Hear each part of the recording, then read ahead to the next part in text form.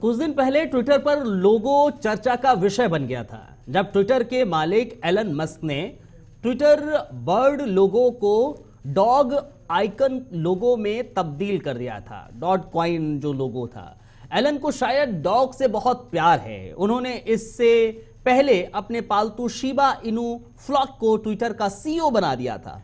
बदलाव के बाद ट्विटर के लोगो पर भी शिबा इनू ही नजर आ रहा था। अब एलन मस्क ने ऐसा क्यों किया था, इसके लिए हम मस्क की सनक से अलग किसी और को जिम्मेदार नहीं ठहरा सकते। अब फिर से ट्विटर के लोगों की चर्चा शुरू हो चुकी है, क्योंकि अब छोटी चिड़िया वापस आ गई है।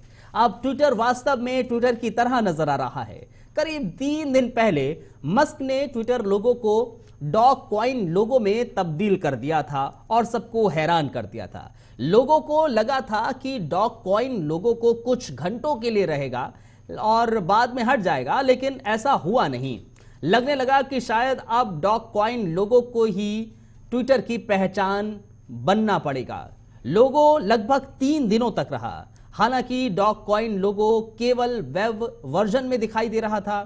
दरअसल ट्विटर बर्ड लोगो को डॉग कॉइन में बदलने के बाद मस्क ने इसका मजाक भी उड़ाया था। मस्क ने एक पुराना स्क्रीनशॉट शेयर किया था, जिसमें एक यूजर ने उनसे मजाक में कहा था कि मस्क को ट्विटर खरीदना चाहिए और लोगों को डोगे में बदलना चाहिए। स्क्रीनशॉट शेयर करते हुए उन्होंने कहा, वादे के अनुसार उन्होंने कंपनी का लोगो बदल दिया है। मस्क ने ट्विटर लोगो को डोगे में क्यों बदल दिया, इस पर अभी तक कोई क्लैरिटी नहीं है, लेकिन मस्क केवल डॉग कॉइन इन्वेस्टर की तरफ से उनके खिलाफ किए गए मुकदमे से ध्यान हटाने की कोशिश कर रहे थे। शायद वो लोगों को डोगे में बदलकर यह साबित करना चाहते थे कि डोगे के बारे में उनको ट्वीट किसी को धोखा देने की कोशिश नहीं है। मस्क ने खुलासा किया कि ट्विटर सभी अकाउंट से ब्लू टिक हटाना शुरू कर देगा और वेरिफिकेशन सिर्फ उन लोगों को दिया जाएगा जो ट्विटर ब्लू सब्सक्रिप्शन के लिए पेमेंट करते हैं। भारत में ट्विटर अपने ब्लू वेब सब्सक्रिप्शन के लिए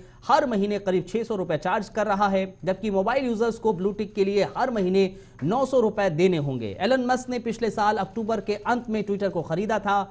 मस्क ने पिछले साल अक्टूबर के आखिर में ट्विटर को खरीदा था। हालांकि मस्क और ट्विटर डील भी काफी चर्चा में रही थी। अप्रैल 2022 में मस्क ने ट्विटर को खरीदने की शुरुआत की थी। शुरू में उन्होंने ट्विटर में तकरीबन 9.2% हिस्सेदारी खरीदी थी, जिसके बाद उन्होंने बोट में शामिल होने का ऑफर दिया था। तो ये पूरा दरअसल सिनेरियो रहा है, जो कुछ दिन तक यानी कि पिछले 3 दिनों में आप ट्विटर को देख रहे थे, कुछ अलग लोगो नजर आ रहा था, लेकिन अब वो छोटी चिड़िया वापस आ चुकी है। फिलहाल ऐसी अपडेट्स के लिए आप हमारे सोशल प्लेटफॉर्म पर बने रहिए। आगे की अपडेट्स के लिए आप हमारे साथ बने रहिए। फिलहाल अगर आप नए हैं तो ज़रूर हमारे पेजेस को लाइक और सब्सक्राइब कर दीजिए।